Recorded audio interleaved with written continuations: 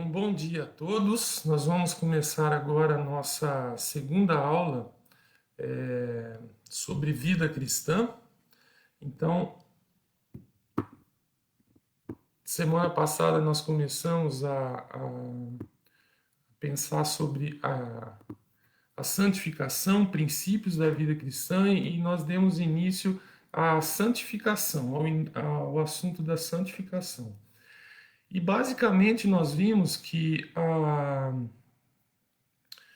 tanto a vida cristã se inicia mediante a fé e ela prossegue também mediante a fé, a santificação. Prossegue mediante a fé. E semana passada eu comecei a destacar o assunto mostrando como a justificação ocorre e que ela ocorre simplesmente mediante a fé, nada mais do que isso. E eu entrei em um assunto, tanto a ira de Deus, né? Eu falei um pouco sobre a ira de Deus. E me mandaram, pediram, né? Fizeram um pedido para mim explicar melhor o que é a ira de Deus, como ela age na nossa vida, por que isso, né? Por que a ira de Deus está sobre o homem?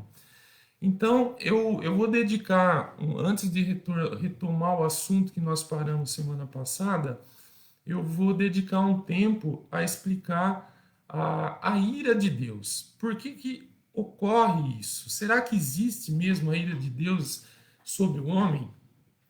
Mas antes da gente entrar nesse assunto, eu quero começar a nossa aula de hoje fazendo uma oração, pedindo as bênçãos de Deus sobre a aula e também sobre as nossas vidas, sobre o domingo, sobre o dia de hoje.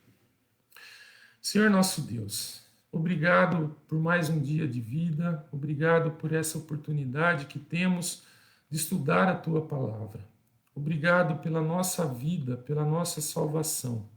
Eu te peço que o Senhor nos abençoe nesses momentos de estudo da tua palavra, que o teu Santo Espírito possa agir sobre as nossas vidas, dando direção a mim que estou explicando a tua palavra e também àqueles que estão ouvindo, para que possam entender claramente o que o Senhor tem para nos explicar.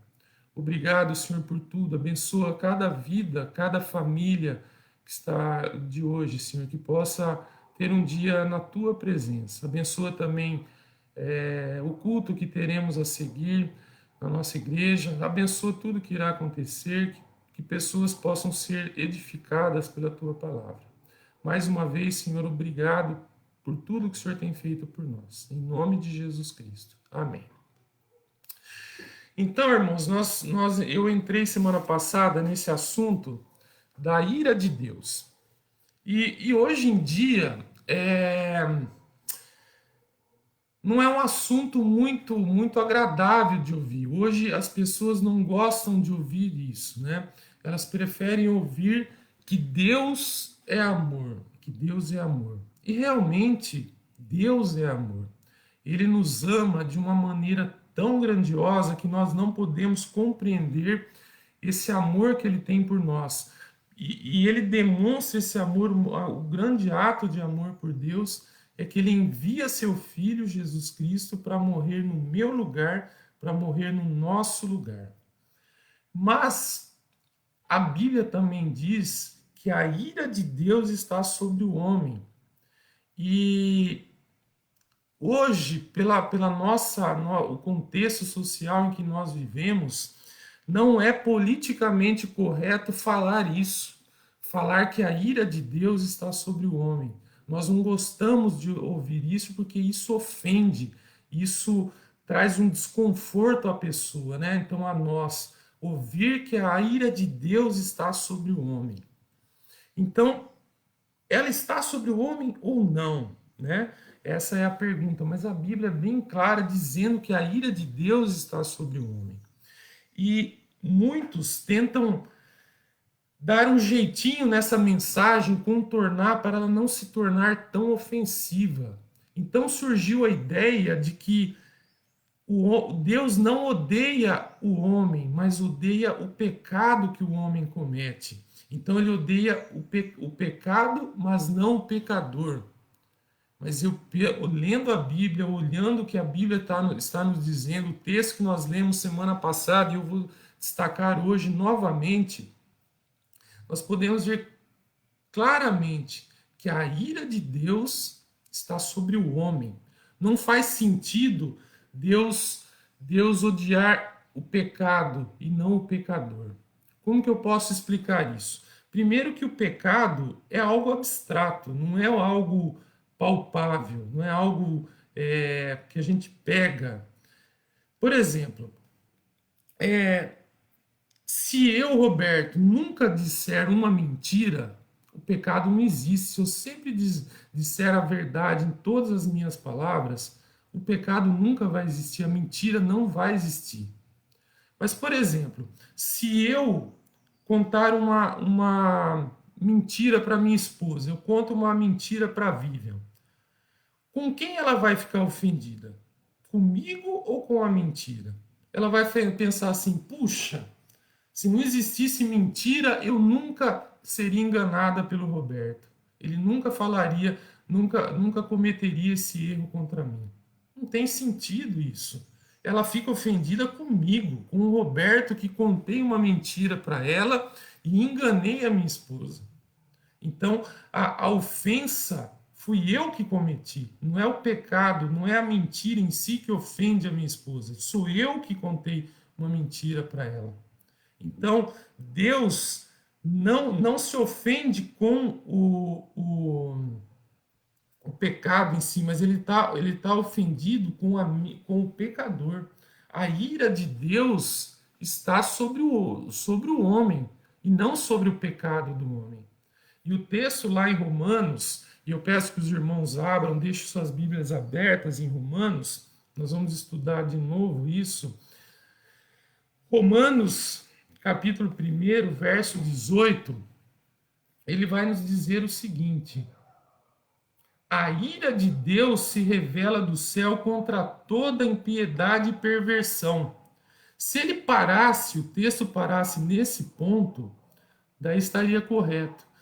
Que Deus odeia o pecado e não o pecador.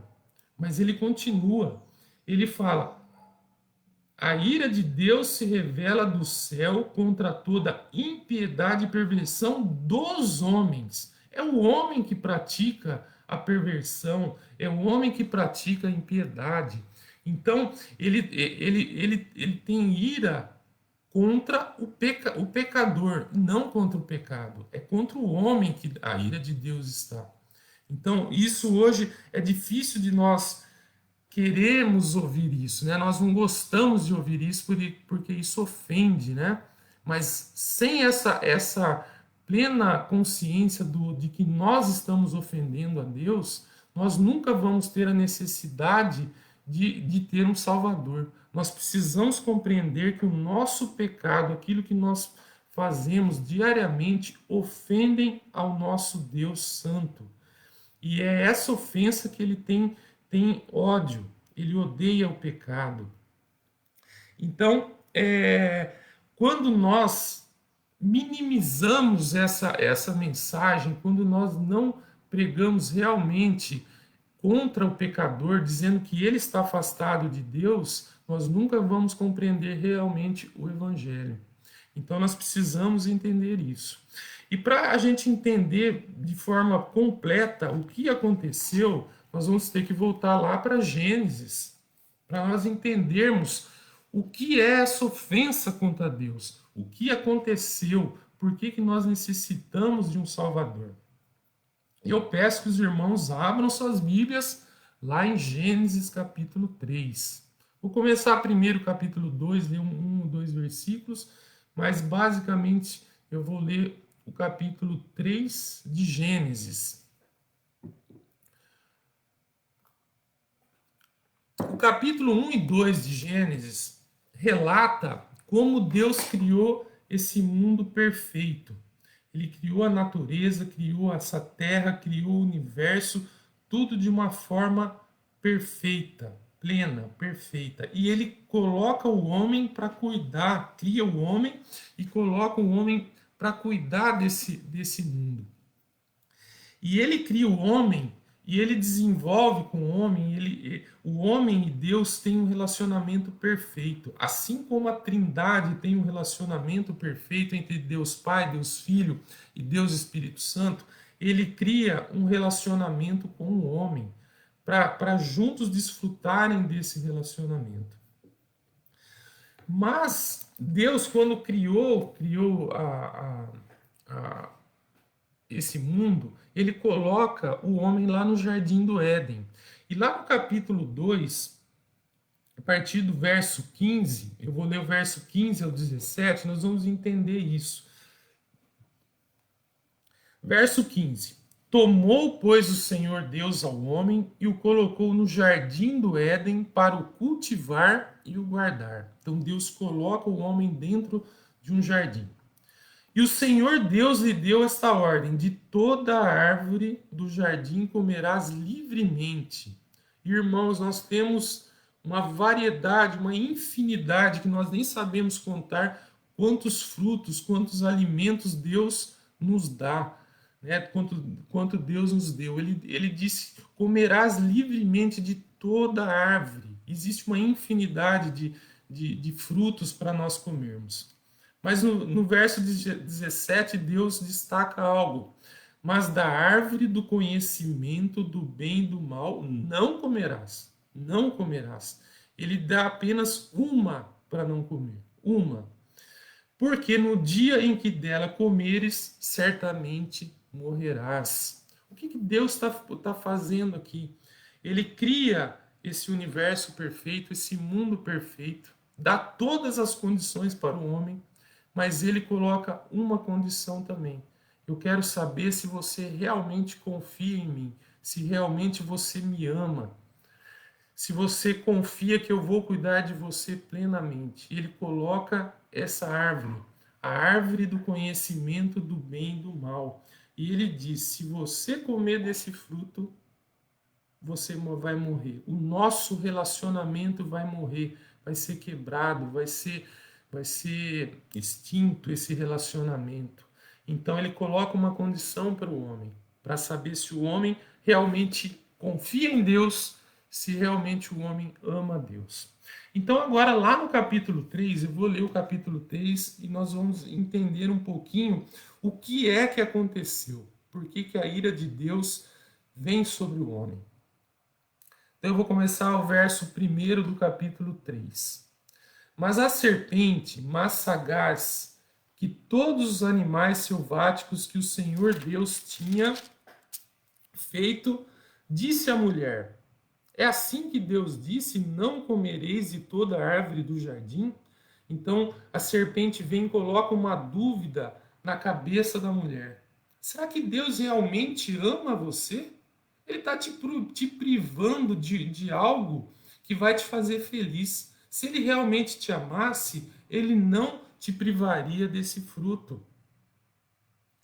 Continuando, verso 2. Respondeu-lhe a mulher: do fruto das árvores do jardim podemos comer, mas do fruto da árvore que está no meio do jardim, disse Deus: dele não comereis, nem tocareis nele, para que não morrais. Então, a serpente coloca uma dúvida: será que Deus te ama mesmo? Se ele te amasse, ele não te privaria disso, desse alimento. E verso 4, a serpente continua: então a serpente disse à mulher: é certo que não morrereis. Imagina que vocês vão morrer. Isso Deus está mentindo, está enganando vocês. Porque Deus sabe que no dia em que dele comerdes, se vos abrirão os olhos. E como Deus, olha só o que a serpente fala: como Deus sereis conhecedores do bem e do mal. Então, por que Deus não quer que vocês comam desse fruto? Porque no dia que vocês comerem desse fruto, vocês vão ser como ele. Vocês vão entender o que é certo e o que é errado. Vocês vão poder decidir o que é o bom e o que é o mal, o bem e o mal. E Deus não quer isso, Deus não quer competição. É por isso que ele está proibindo vocês de comerem desse fruto. E olha só, verso 6. Vendo a mulher que a árvore era boa para se comer, agradável aos olhos e árvore desejável para dar entendimento, tomou-lhe do fruto e comeu, e deu também ao marido, e ele comeu. Abriram-se então os olhos de ambos, percebendo que estavam nus, coseram folhas de figueira e fizeram cintas para si. O que aconteceu aqui? O homem deixou de confiar plenamente no seu Criador e ele caiu na conversa, na mentira. Ele trocou a verdade de Deus pela mentira de Satanás, pela mentira da serpente. E quando nós voltarmos lá no texto de Romanos, nós vamos ver isso mais claramente. Então, olha só o que acontece, quais são as consequências dessa incredulidade, dessa desobediência à palavra de Deus. Ocorreram quatro alienações nesse ato que Adão e Eva cometeram contra Deus. Veja bem a primeira. Olha só, verso 8 de Gênesis 3. Quando ouviram a voz do Senhor que andava no jardim pela viração do dia, esconderam-se da presença do Senhor Deus, o homem e sua mulher por entre as árvores do jardim. Então, a primeira alienação, agora o homem foge de Deus. Por quê? Por que ele foge de Deus? Porque o relacionamento com Deus foi quebrado, foi partido, porque eles trocaram, deixaram de confiar em Deus, na palavra de Deus e acreditaram na mentira. Então, a primeira alienação que ocorre é entre homem e Deus. Homem e Deus. Isso foi rompido. Eles têm medo agora de Deus. Continuando, verso 9. E chamou o Senhor Deus ao homem e lhe perguntou: onde estás? Olha o que Adão respondeu. Ele respondeu: ouvi a tua voz no jardim e porque estava nu, tive medo e me escondi. A segunda alienação, agora, o maior problema, o segundo problema que foi causado é o medo que o homem agora tem. Hoje nós vivemos um tempo de medo. A pandemia trouxe medo à população. O medo de morrer, o medo que vai acontecer. Nós podemos ver isso claramente. Hoje o homem sente medo. Antes dessa desobediência não havia medo, havia paz. Hoje o homem tem ansiedade, o homem vive ansioso pelo que vai acontecer amanhã, a preocupação. Hoje ocorrem a depressão, o homem se torna depressivo. Quantos que não sofrem com a depressão? Quantos não sofrem com distúrbios diversos? Se a gente consultar, colocar no Google lá, qual é o maior medo do homem? O maior medo do homem é a morte. O homem tem medo de morrer. Por quê? Tudo isso foi causado pelo pecado, o medo. Então a primeira alienação foi entre Deus e o homem e Deus foi rompido. Agora a segunda alienação o homem tem com ele mesmo. O homem sente medo, o homem sente ansiedade, depressão e tantos outros distúrbios, né? Agora, continuando, verso 11, nós vamos ver mais duas alienações. Perguntou-lhe Deus: quem te fez saber que estavas nu? Comesse da árvore que te ordenei que não comesses? Então disse o homem: a mulher que me desse por esposa, ela me deu da árvore e eu comi. Olha o que Adão responde. Ao invés dele falar: Senhor, tenha misericórdia de mim, eu pequei contra ti, eu desobedeci a tua ordem, a tua palavra. Não, ele acusa Deus, a mulher que tu me deste.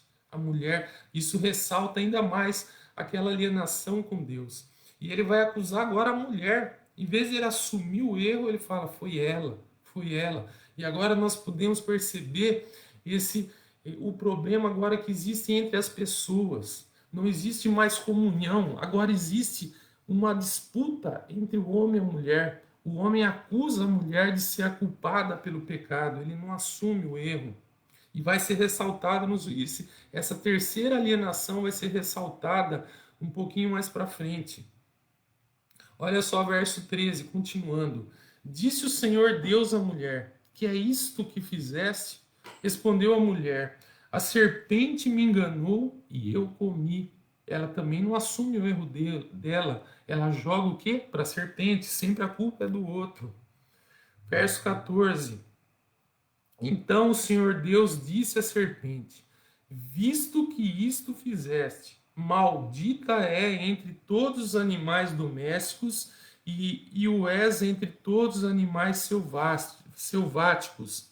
Rastejarás sobre o teu ventre e comerás pó todos os dias da tua vida. Porém, inimizade entre ti e a mulher, entre a tua descendência e o seu descendente. Esse te ferirá a cabeça e tu lhe ferirás o calcanhar. E agora olha a consequência também aqui no verso 16. E a mulher, né, para a mulher Deus disse: multiplicarei sobremodo os sofrimentos da tua gravidez. Em meio de dores darás a luz a filhos. O teu desejo será para o teu marido e ele te governará. O que significa isso? Vai ser uma disputa de novo. A mulher tentando mandar no homem, o homem mandando na mulher. E agora nós podemos ver essa terceira alienação, o conflito que existe entre as pessoas. Como as pessoas brigam, como as pessoas se desentendem. Por que existe tanta criminalidade, guerras? Porque os homens não se entendem mais. Agora existe alienação entre os homens. Eu, como advogado, mais do que nunca sei como existe conflito entre as pessoas, um querendo prejudicar o outro, outro querendo se dar melhor em relação aos outros. Então existe disputa, existe conflitos. Então qual foi a primeira alienação? A primeira alienação entre o homem e Deus. A segunda alienação com ele mesmo. O homem tem medo, tem ansiedade, tem sofrimento. A terceira alienação entre as pessoas. Entre as pessoas. E qual é a quarta alienação? Verso 17. E a Adão disse: visto que atendeste à voz de tua mulher e comesse da árvore que tu ordenaste, que eu te ordenara não comesses, maldita é a terra por tua causa. Então Deus lança uma maldição sobre a terra, sobre a natureza. Por quê? Por conta do pecado do homem. A terra hoje sofre. Nós podemos ver semana passada a nuvem de gafanhotos, aquele enxame de gafanhotos devorando tudo lá na Argentina e chegando o medo de chegar ao Brasil. Se essa semana nós vimos lá as tempestades em Santa Catarina, terremoto no México e tantas outras calamidades que existem na natureza. Olha só, verso 17 ainda, né? Maldita é a terra por tua causa, em fadigas obterás dela o sustento durante os dias de tua vida. 18. Ela produzirá também cardos e abrolhos, e tu comerás a erva do campo. No suor do rosto comerás o teu pão, até que tornes a terra. Agora, para nós plantarmos, se não colocar agrotóxico, a plantação não vai para frente. É difícil. Por conta do quê? Por conta das pragas. Por conta das pragas. E isso veio por conta do pecado do homem. E a última consequência, pois dela fosse formado, dela o quê? Da terra, né? Porque tu és pó e ao pó tornarás. Agora o homem morre. O homem foi criado para viver, para a vida. Mas agora, por conta do pecado, o homem vai morrer, vai terminar a sua vida nessa terra. Então o homem é expulso da presença de Deus. O homem é expulso do jardim onde ele tinha plena comunhão com Deus. E agora, irmãos, voltando lá para Romanos, capítulo 1, verso 18, que é quando a Deus fala, a Bíblia fala sobre a ira de Deus, né? Então, verso 18, vamos ler agora de novo Romanos, voltando lá para Romanos, capítulo 1, a partir do verso 18. Então, o que diz o verso 18?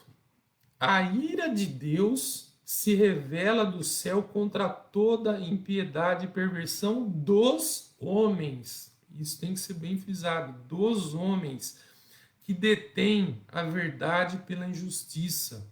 Ou seja, o homem troca a verdade pela injustiça, pela mentira, pelo pecado. Deus, lá no jardim do Éden, um homem trocou. Deus disse: não coma desse fruto, porque você vai morrer. Ele preferiu ouvir a mentira da serpente, dizendo: você vai ser como Deus, você vai ter o direito de decidir o que é certo e errado. Então ele trocou a verdade pela mentira. E agora Paulo aqui vai nos explicar bem como ocorre essa ira, sobre quem está sobre essa ira. Então ele vai dizer: porquanto o que de Deus se pode conhecer é manifesto entre eles, porque Deus lhes manifestou.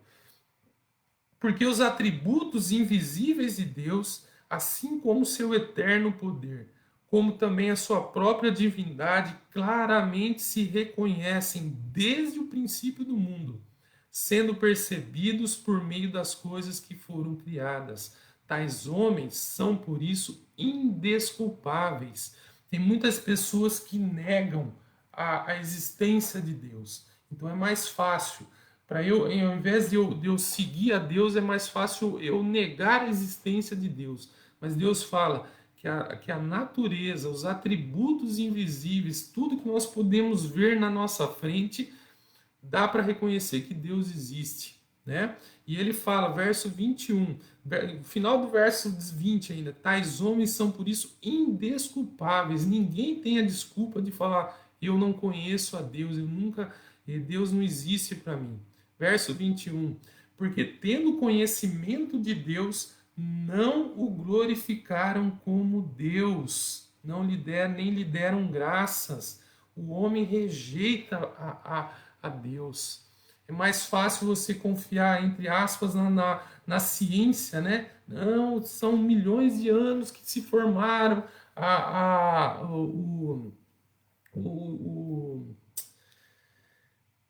o evolucionismo, né? Que foi criado, e o homem surgiu do evolucionismo para rejeitar a Deus, para eu não ter que dar satisfação a esse Deus. Então o homem rejeita. E o que ele fala? Verso 21 ainda: antes se tornaram nulos em seus próprios raciocínios, obscurecendo-lhe-se o coração insensato. O homem quer rejeitar a Deus.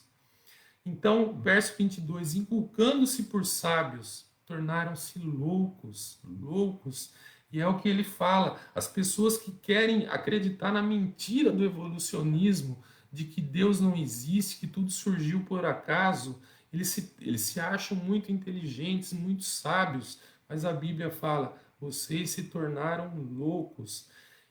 Verso 23, e mudaram a glória do Deus incorruptível em semelhança da imagem do homem corruptível, bem como de aves, quadrúpedes e répteis. Então o homem prefere confiar numa imagem de um animal, de um santo, de alguma outra coisa, prefere confiar na ciência, naqueles que dizem, né, na teoria da evolução, do que confiar no próprio Deus. Eles preferem rejeitar a Deus e confiar nessas coisas. E o que vem, o verso 24, olha as consequências.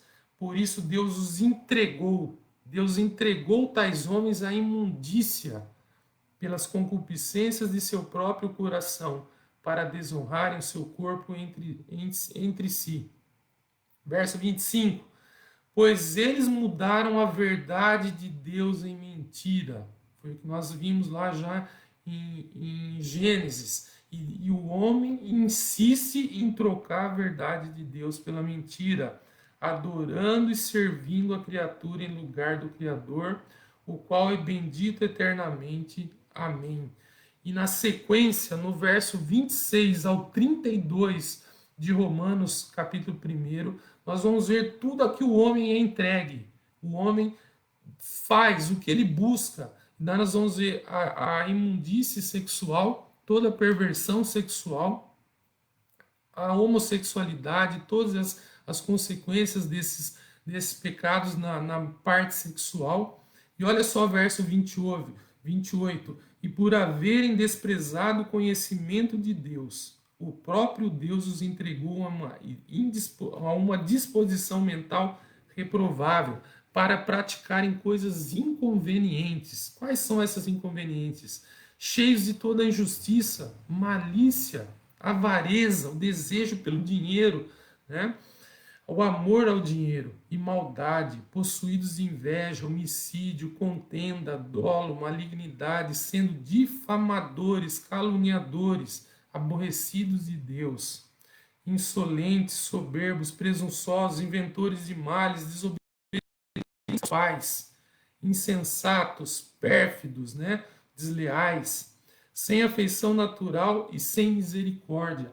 Todos esses pecados, todas essas consequências do pecado, nós podemos ver abertamente na nossa frente, na televisão, na internet, nas pessoas. Nós podemos ver isso. É fácil reconhecer a desobediência, o abandono, a rejeição a Deus. E olha só o verso 32. Ora, conhecendo eles a sentença de Deus, de que são passíveis de morte, os que tais coisas praticam, não somente as fazem, mas também aprovam os que assim procedem. Então nós podemos ver a maldade do homem, as consequências da rejeição a Deus na vida do homem. Então Paulo vai dizer: a ira de Deus está sobre todos esses homens, porque eles praticam o mal, eles praticam a desobediência a mim. Mas daí continua, ele vai mostrar também, e aí que talvez é a dificuldade maior. O homem, esses homens que foram descritos nesses versos, são os homens que abertamente, claramente estão em revolta, em rejeição a Deus. Então isso é mais fácil de nós entendermos que a ira de Deus está sobre eles. E talvez até essas pessoas tenham mais facilidade de entender que a ira de Deus está sobre eles. É mais fácil entender. Mas agora no capítulo 2 de Romanos, que nós lemos já semana passada, existe um outro tipo de pessoa.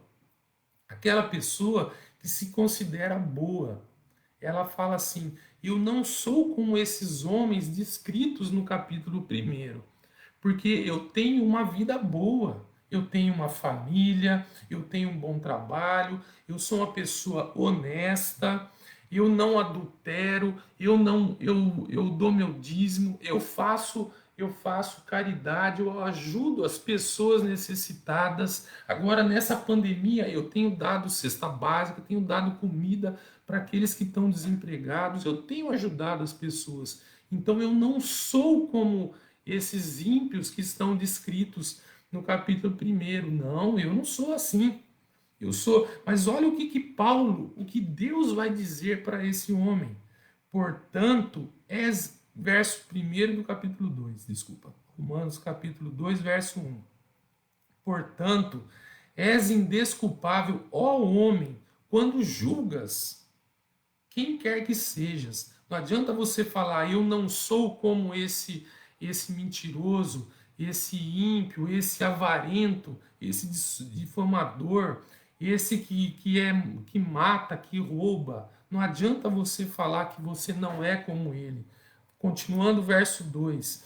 Porque no que julgas a essas pessoas, no que julga outro a essas pessoas, a ti mesmo te condenas, pois praticas as próprias coisas que condenas. A diferença qual que é?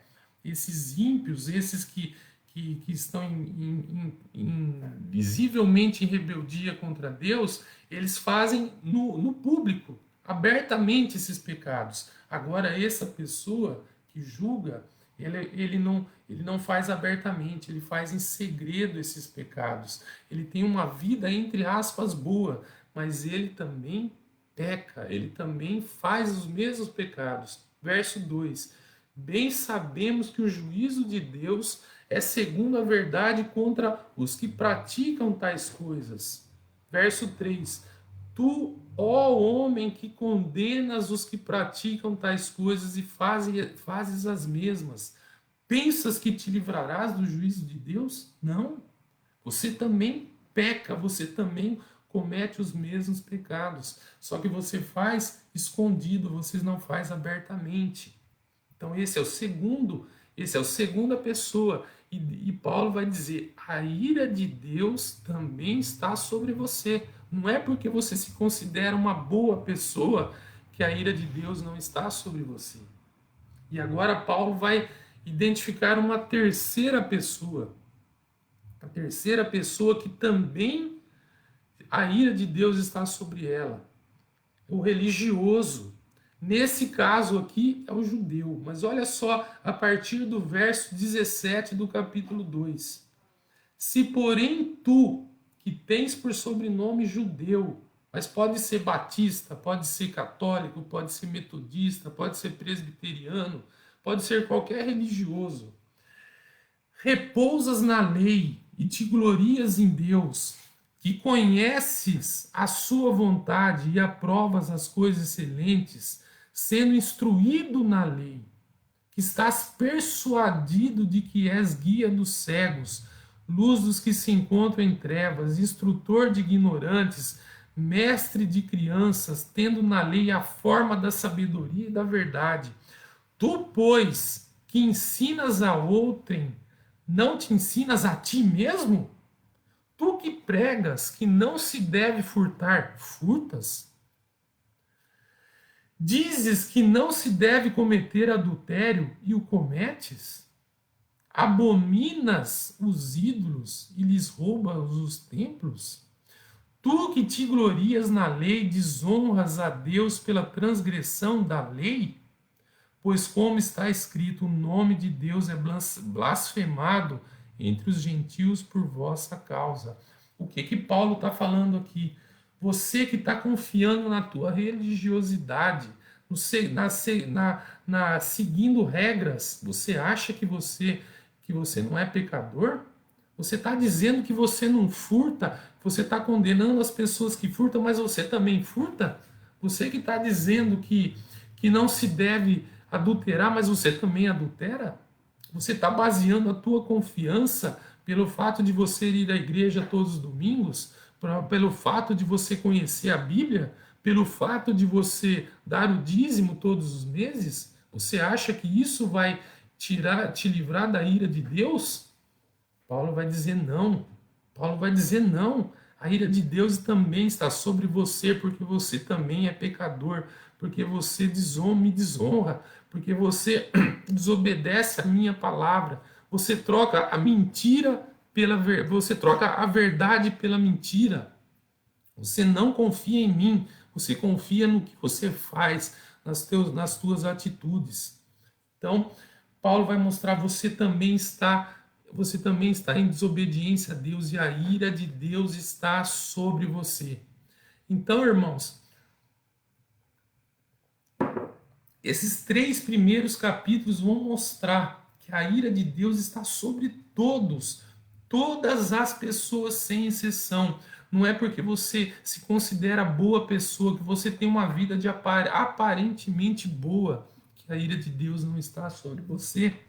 Olha só a continuação, capítulo 3, a partir do verso 9, que se conclui: temos nós qualquer vantagem? Não, de forma nenhuma, pois já temos demonstrado que todos, tanto judeus como gregos, ou seja, todas as pessoas, tanto aqueles que eram povo de Deus, os judeus, como os gregos, os gentios, qualquer outra pessoa, estão debaixo do pecado. Como está escrito, não há justo, nenhum sequer, nenhum sequer. Verso 11, não há quem entenda, não há quem busque a Deus. Todos se extraviaram, a uma se fizeram inúteis. Não há quem faça o bem, não há nenhum sequer. A garganta deles é sepulcro aberto, com a língua urdem engano.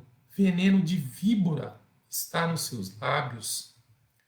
A boca a eles tem cheia de maldição e de amargura.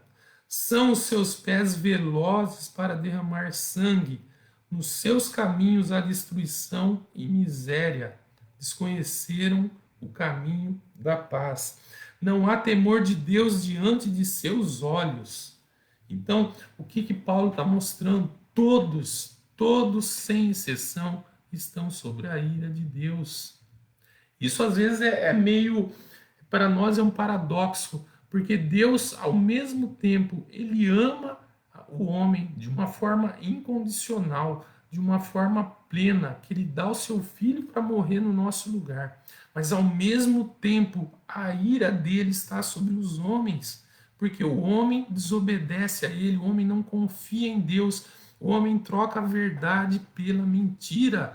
E nós vimos lá em Gênesis as consequências, a alienação que eu tenho em relação a Deus, a alienação que eu tenho comigo mesmo, pois eu sinto medo, eu sinto ansiedade, eu tenho depressão.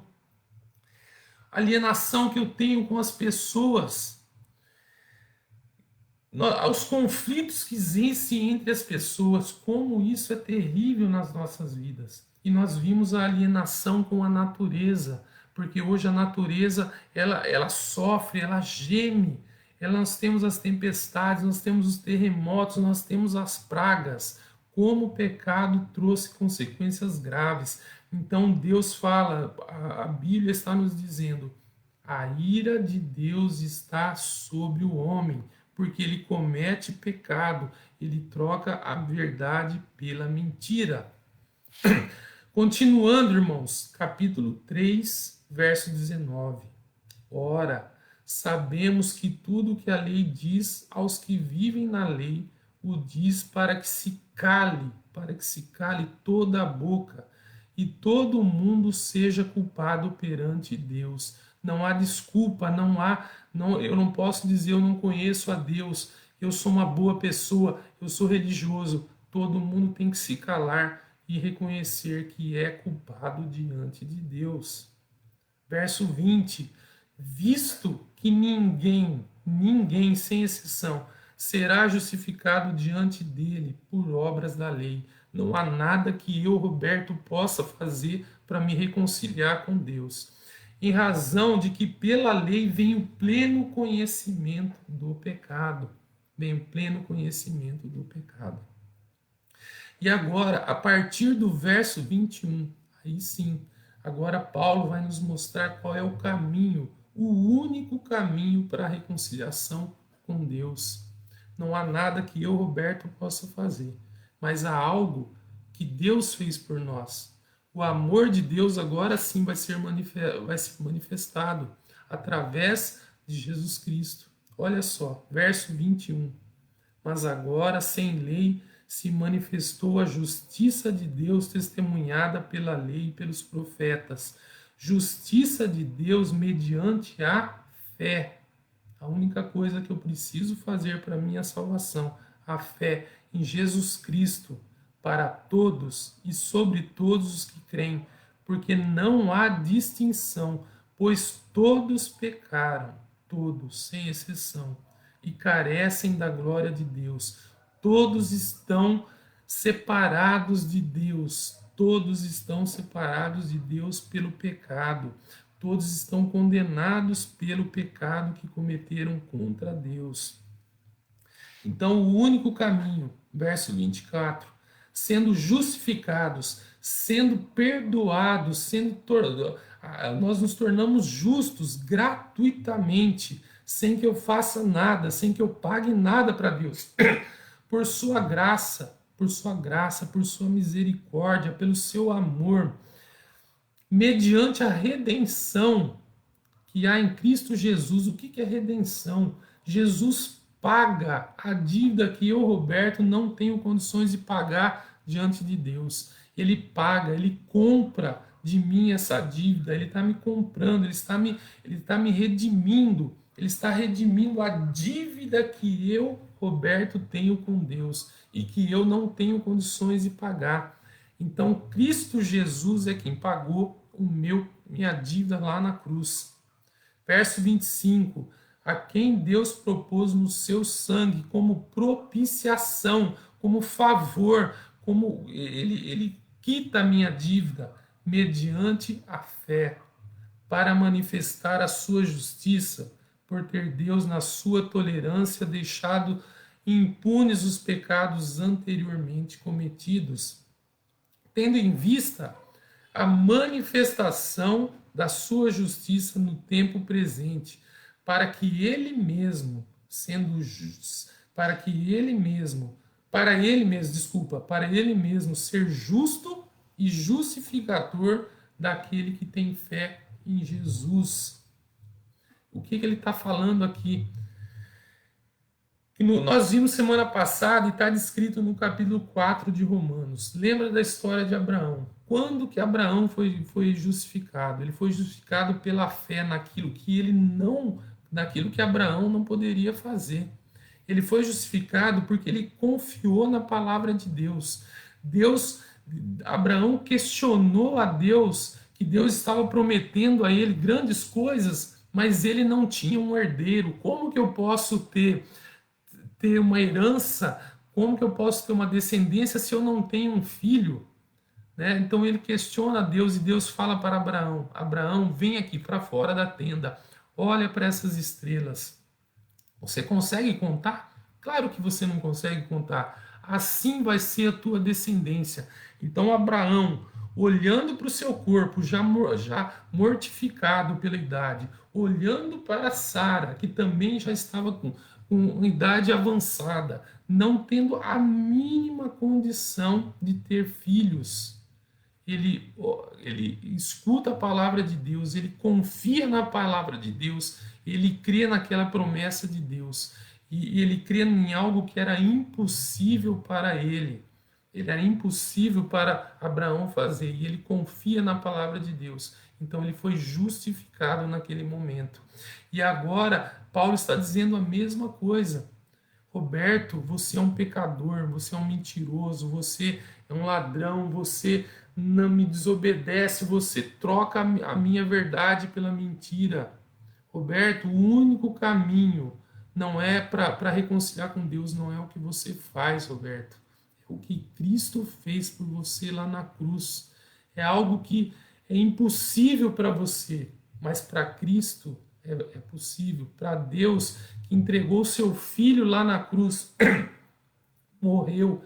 Ele morreu no teu lugar para pagar os teus pecados. Ele é a única pessoa que pode lavar os teus pecados. É o sangue de Jesus.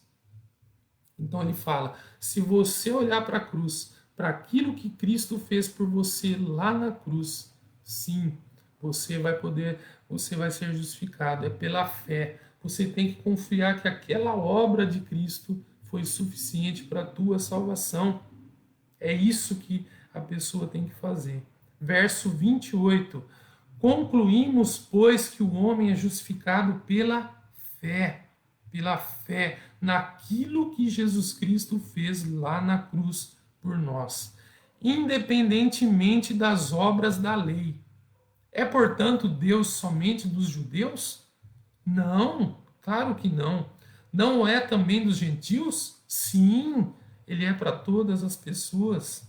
Sim, também dos gentios, visto que Deus é um só, o qual justificará por fé, o circunciso, né, ou seja, o judeu, aquele que seguia a lei, e mediante a fé, o incircunciso, aquele que também não era povo de Deus. Anulamos, pois, a lei pela fé? Não, de maneira nenhuma. Antes, confirmamos a lei. Então, irmãos, muitas vezes é difícil nós entendermos nos dias atuais a questão da ira de Deus. Mas a Bíblia deixa muito clara que a ira de Deus está sobre o homem. Todos os homens, porque todos os homens pecaram e todos os homens estão separados de Deus, todos os homens carecem da glória de Deus. Não é porque você é bonzinho você tem uma vida, entre aspas, boa, não é porque você é religioso, mas todos os homens estão sobre a ira de Deus. Todos os homens.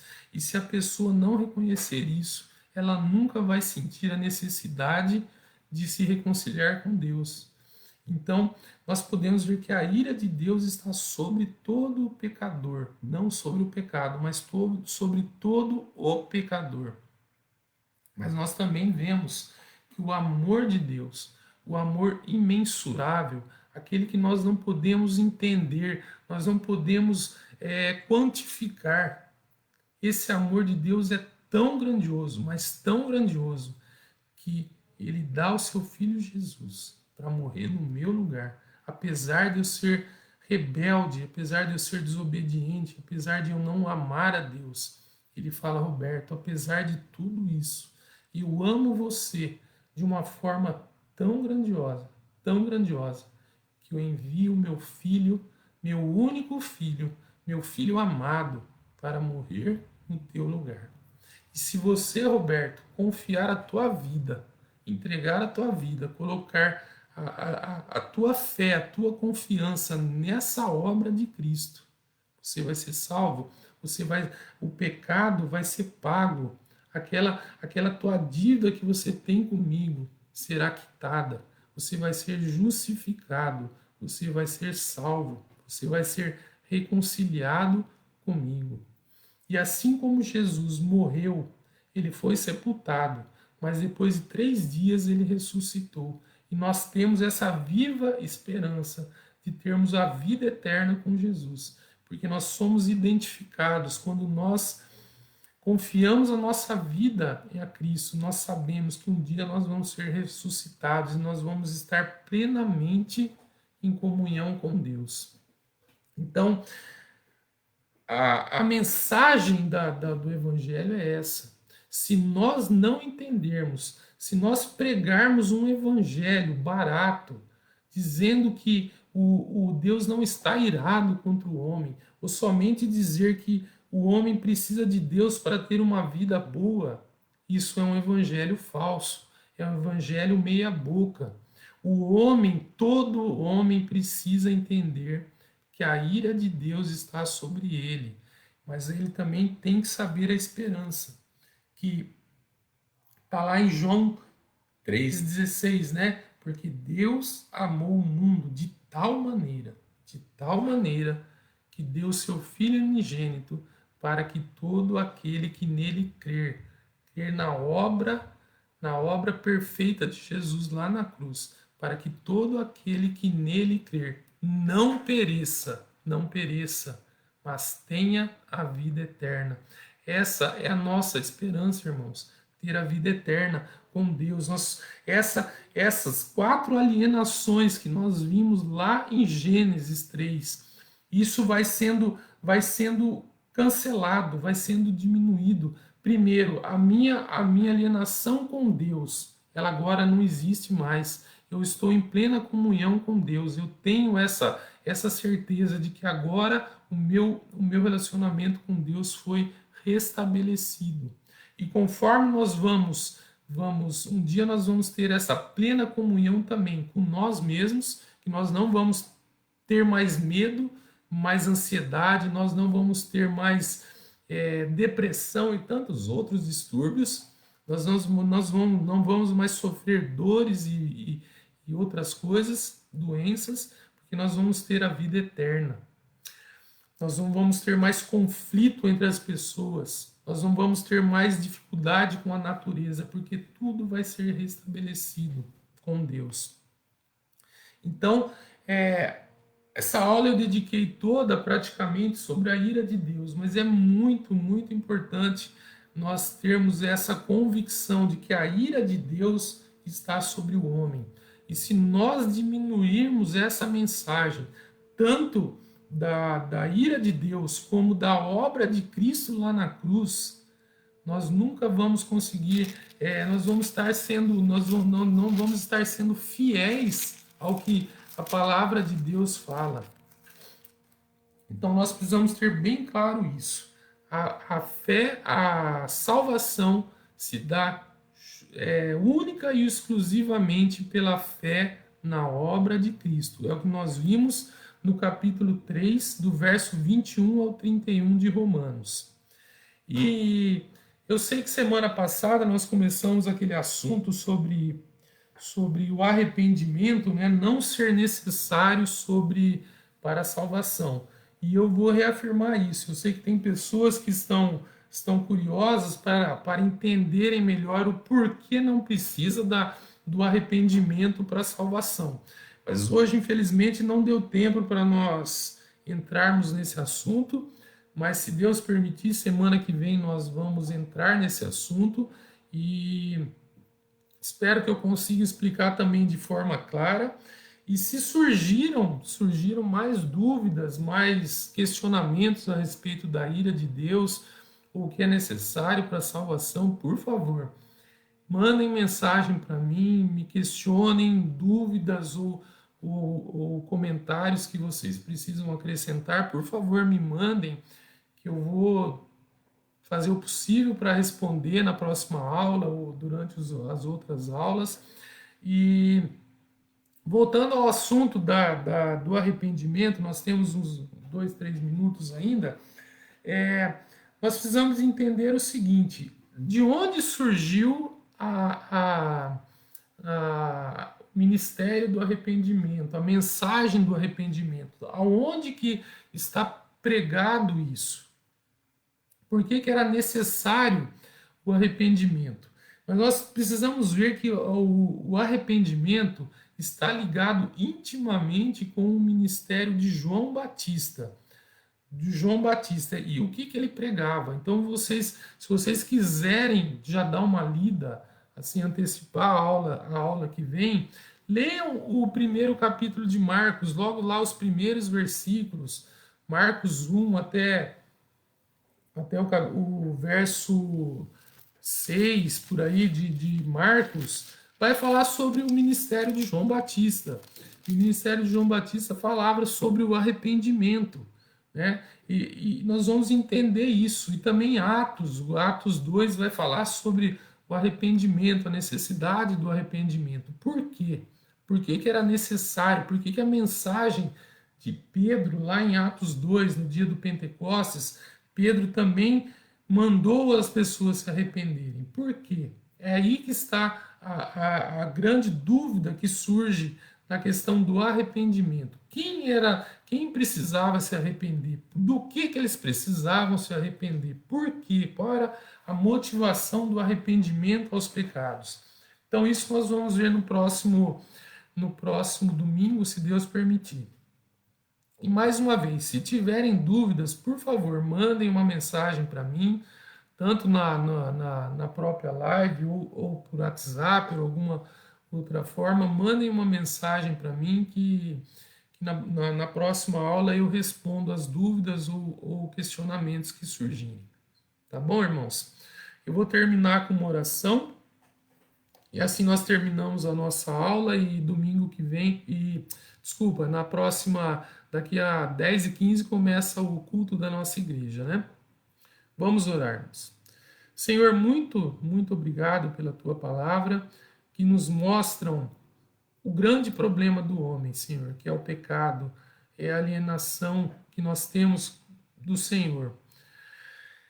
Mas nós também te agradecemos, Senhor, pelo teu grande amor, por aquilo que o Senhor fez por nós, enviando teu Filho amado, teu único Filho, para morrer na cruz, para morrer no meu lugar, para morrer no lugar de todos nós, Senhor.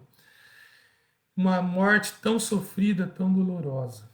Mas, Senhor, obrigado por aquilo que Jesus fez por nós. E obrigado porque também Ele ressuscitou. E assim nós temos a viva esperança de também um dia ressuscitarmos e estarmos em plena comunhão com o Senhor. Obrigado, Senhor, obrigado pela tua palavra, obrigado pelo teu amor, obrigado por Jesus Cristo. Ajuda-nos, Senhor, no dia de hoje e nas nossas vidas, Senhor. Se existe alguém ainda, Senhor, aqueles próximos a nós, pessoas conhecidas, pessoas da nossa família, que ainda não te reconheceram como um Salvador. Senhor, ajuda-nos a pregarmos o teu evangelho a essas pessoas.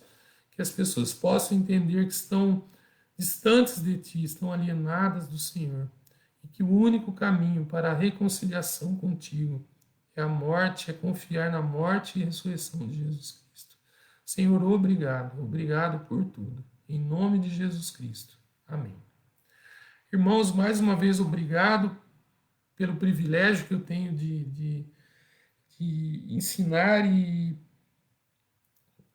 que Deus abençoe o domingo de vocês, Deus abençoe a vida de vocês, que nós possamos continuar a estudar a Tua Palavra e possamos estar crescendo no conhecimento e na comunhão com nosso Senhor e Salvador. Obrigado por tudo, obrigado por tudo e que Deus os abençoe nesse domingo.